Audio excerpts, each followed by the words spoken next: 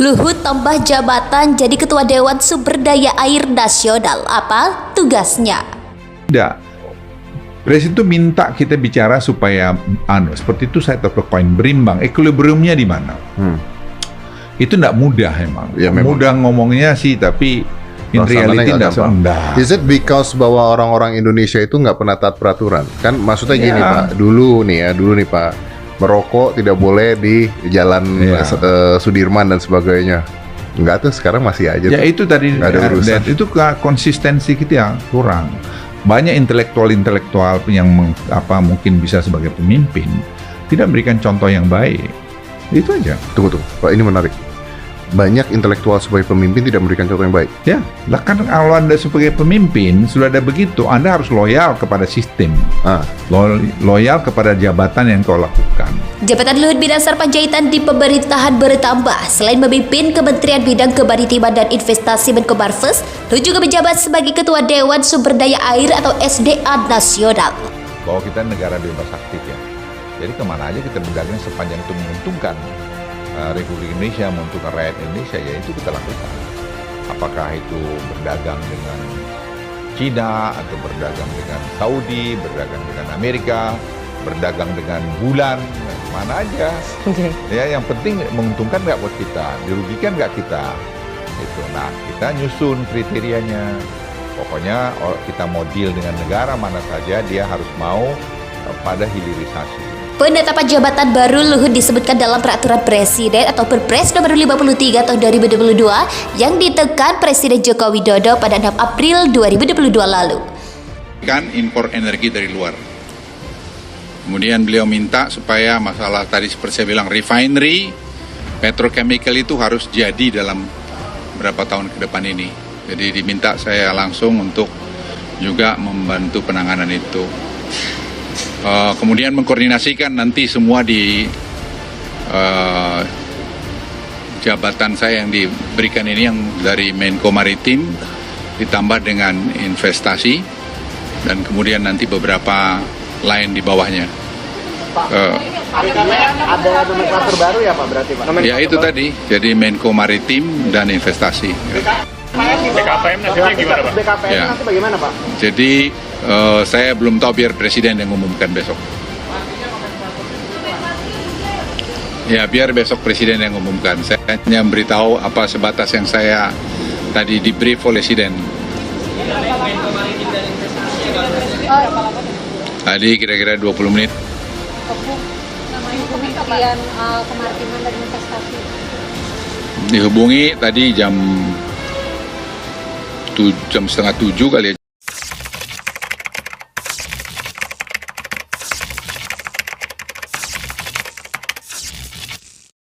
Jam berapa? Pak, tugasnya kan akan sangat luas nih. Apakah juga nanti ada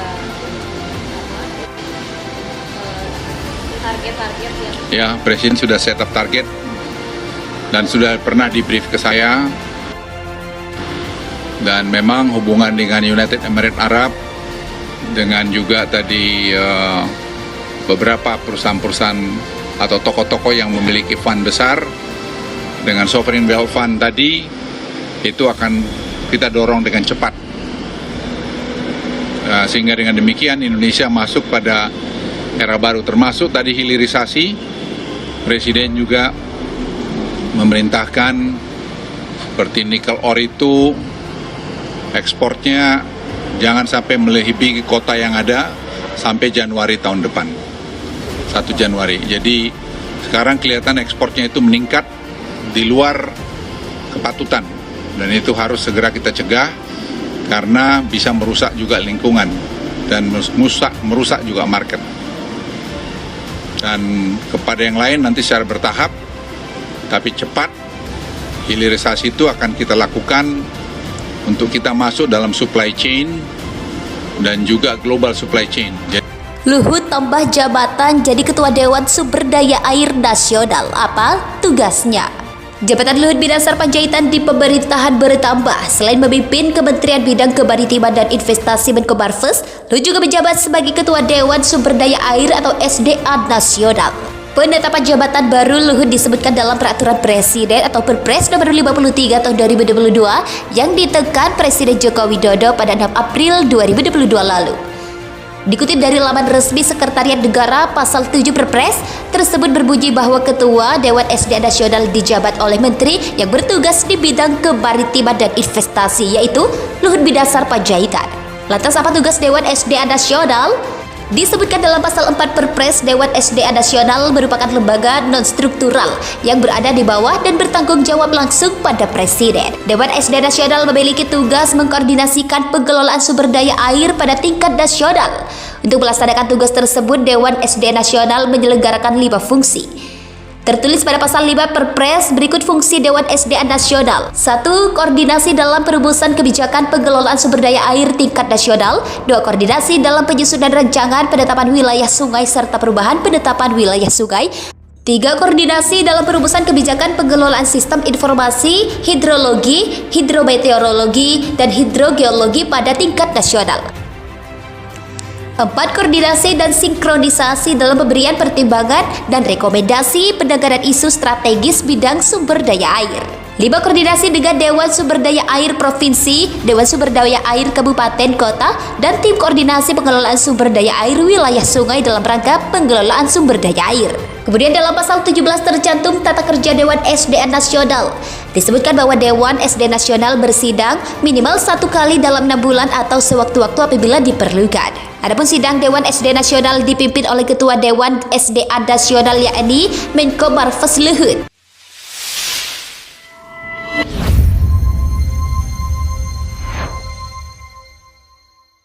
Jadi Indonesia struktur ekonominya tidak bertumpu kepada ekspor raw material lagi saja, tapi kita juga sudah sampai kepada supply chain seperti nikel ore yang stainless steel, carbon steel dan seterusnya itu akan memberikan nilai tambah, pajak, lapangan kerja, dan juga ujung-ujungnya nanti industri-industri akan bisa berkembang. Karena negara ini negara kaya. Jadi selama ini kurang memberikan perhatian untuk mengolah bahan-bahan dasar, bahan-bahan baku ini menjadi sesuatu yang hebat. Jadi sudah ada model yaitu Morowali dan WDB yang sudah bisa melipatkan ekspor kita dari sana stainless steel. Dan tahun depan angkanya itu saya pikir akan bisa sampai 12 miliar dolar ekspor dari sana. Pak Luhut, ada info dari Pak Jokowi nama kabinet ke depannya nanti apa Pak? Saya belum, biar beliau yang ngumumkan. Ya, itu aja. Ledakan Pertamina, Pak. Kenapa itu? Ya, tanya Presiden kalau itu. Ledakan Pertamina, Pak. Ledakan juga Pertamina. Kenapa? Ya, tadi Presiden minta supaya inefisiensi di Pertamina, di berbagai lembaga-lembaga yang ada itu betul-betul dilihat. Jadi saya diminta membantu untuk melihat itu juga. Jadi kita harus mangkas keinginan-keinginan yang tidak benar, sehingga pidato beliau kemarin dikaitkan sampai pada mencopot siapa saja yang melakukan tidak benar, dan saya akan melakukan tugas itu dengan sebaik-baiknya.